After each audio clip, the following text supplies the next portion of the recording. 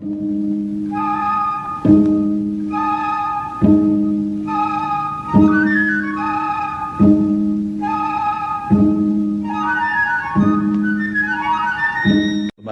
ruins of Persepolis, symbol of the first flowering of Persia 2,500 years ago, lie among desert mountains at the edge of a great fertile valley.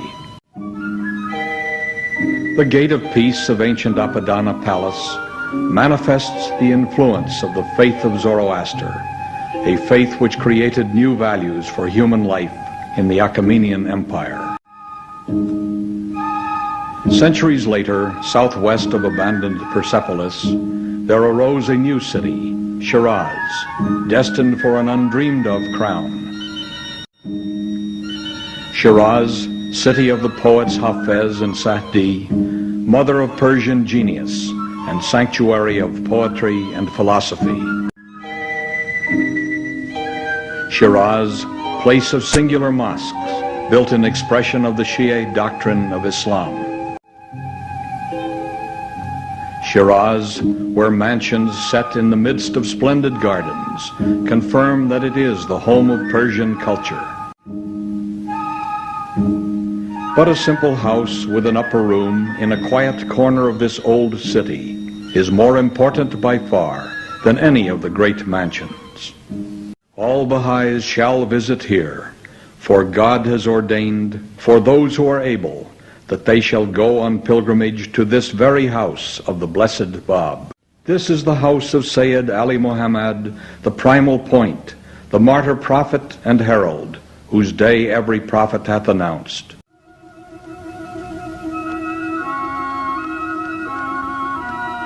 And when, obeying the command of pilgrimage, the believer approaches Shiraz from the north through the Allahu Akbar pass, at that first view he may cry out, God is most great, at the exceeding beauty of the city. At that place too the pilgrim may utter with fervor his prayer of tribute to that blessed city, as the Persian Baha'is have done for generations.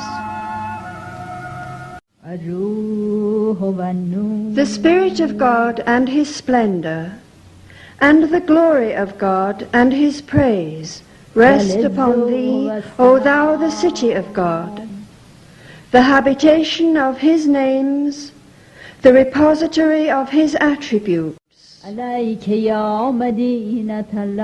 fountainhead of the outpourings of His grace, the source of His bounties, and the dawning place of His effulgent splendors, which have encompassed the entire creation.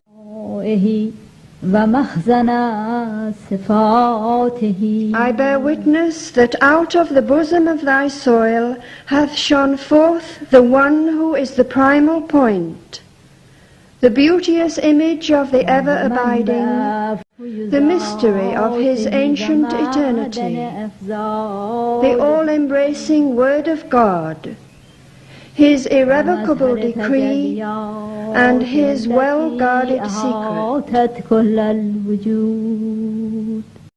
The gate of the Quran is a fitting entry into Shiraz, for was not the promised Ga'em manifested therein? The room above the gate enshrines a massive Quran, placed there to bring the blessing of peace and the knowledge of the will of God to those entering the city.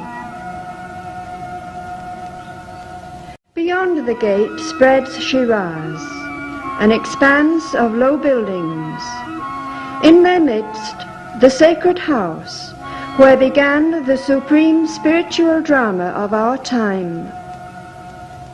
In the year 1844, from the port of Bushehr on the Persian Gulf, came another pilgrim, afoot, guided by spiritual intuition, to Shiraz.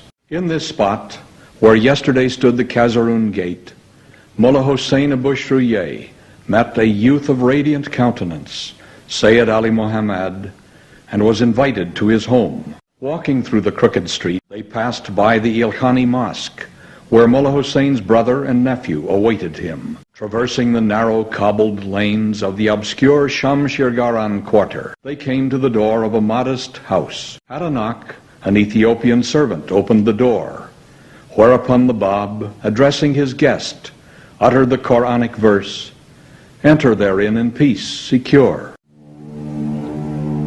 Today the pilgrim passes the door, and, rounding the corner, enters a dwelling which has been prepared to receive the pilgrims to the house. The pilgrim emerges into its courtyard. He crosses to a door which pierces the far wall, glimpsing for the first time the charming small court of the Blessed Bab's house.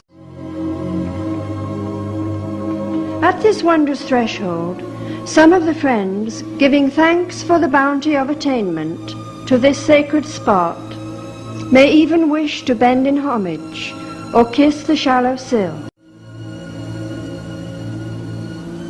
The courtyard of the Bab's house is tiny, with a diminutive pool and an old orange tree planted by the Bab himself. On three sides are the rooms of a simple U-shaped dwelling. In the corner at the left is the household well, which still supplies cool, sweet water. Standing at that threshold, with a feeling of unutterable joy, one's eyes turn upward to the fateful upper room where, long ago, the Bab entertained his honored guest. Across the narrow court and up 3 steps, into the side hallway. At the left is the room of the Bab's widowed mother, empty save for a lingering memory of her presence. To the right of the hallway, the Bab's narrow sitting room opens onto the courtyard through ceiling-high windows. Adjacent is the interior living room, once occupied by the Bab's beloved wife, Khadija Khanum. The back stairway is steep and narrow, typical of Persian houses of that day, but it rises to the place of revelation. At the doorway of the room, the pilgrim may pause, as do the Persian believers, to recite a prayer revealed for this holy place. Ashhadu bilisani wa nafsi. I testify with my tongue and my soul, with all my heart and my limbs, that this is the spot before which all the denizens of his kingdom, and beyond them the inhabitants of the realm of creation, bow down in adoration. This is the spot where every day the inmates of the crimson chambers sweep the threshold clean, and the company of his favored angels dust it with their locks of spirit.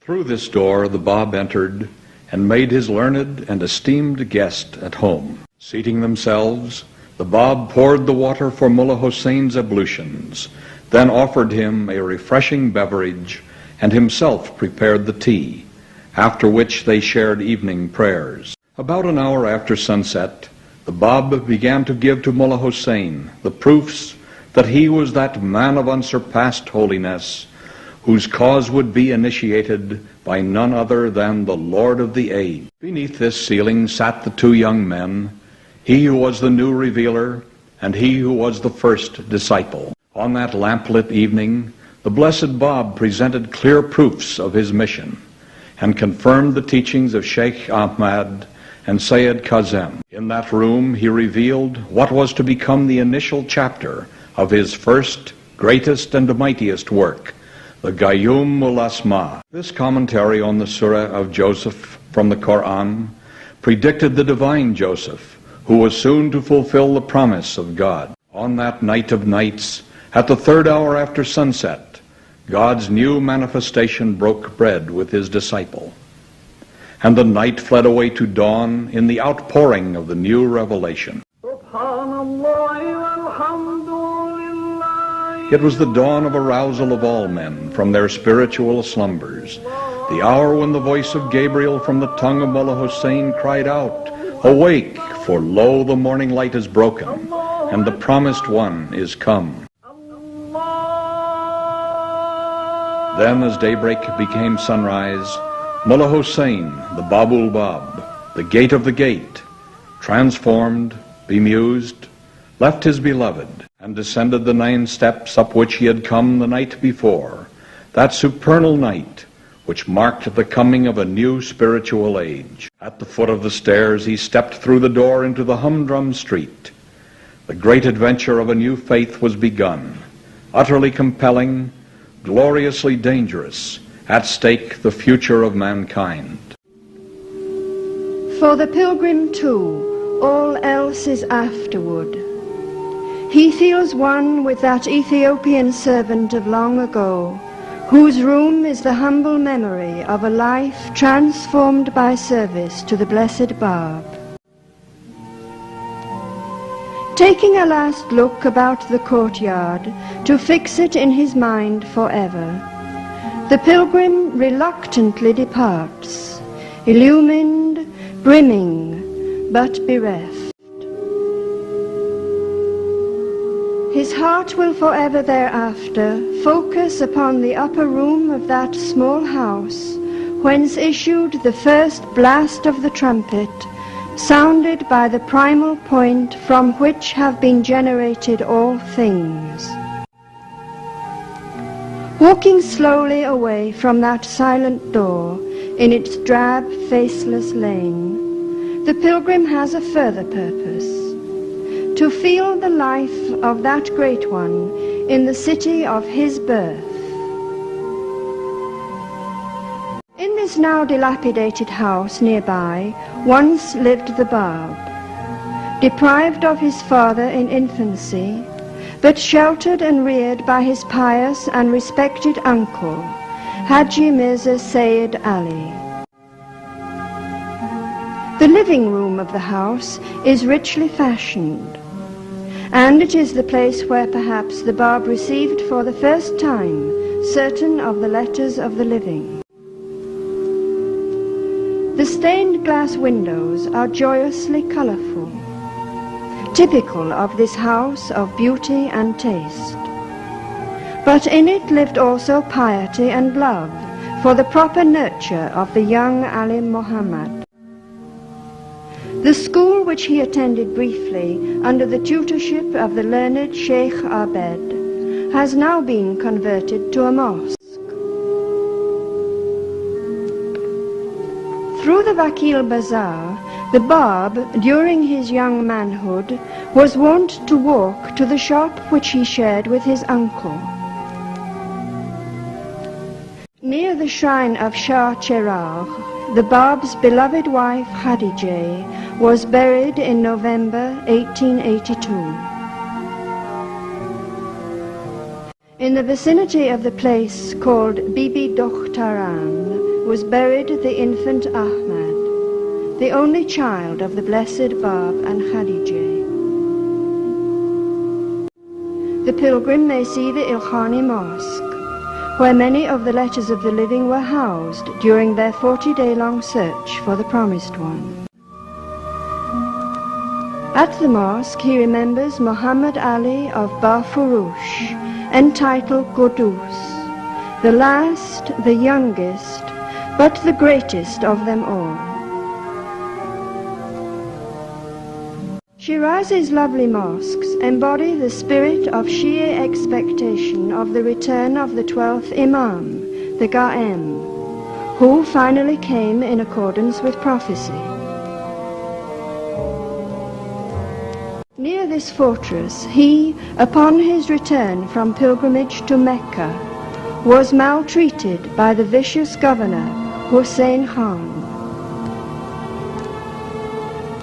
In the the Aki Karim Khani, he was struck and upbraided, but shielded from grievous harm by the Imam Jum'eh. At the college and mosque of Bakil, and from the steps of this very pulpit, the Bab refuted his enemies and validated his claims.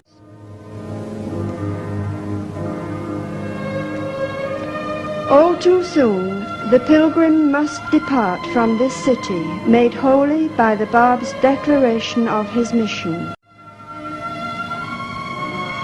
Too soon, the pilgrim passes again through the Quran gate toward Tehran, as once Mullah Hossein passed through on his mission from the Bab. Leaving Shiraz for Tehran, that he might discover God's mystery, Baha'u'llah, the Qayyum, that most great one who will arise, for whom the Bab was the forerunner.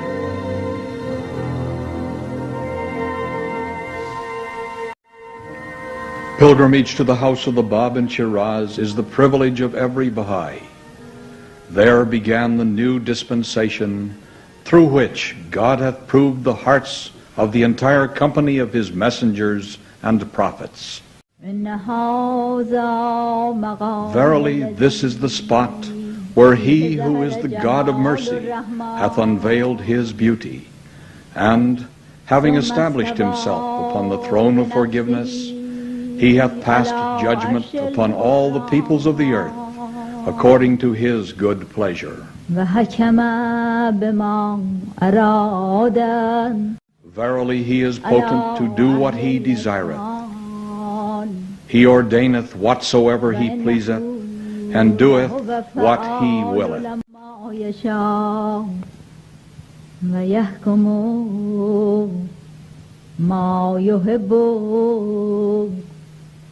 ويفعل ما يريد.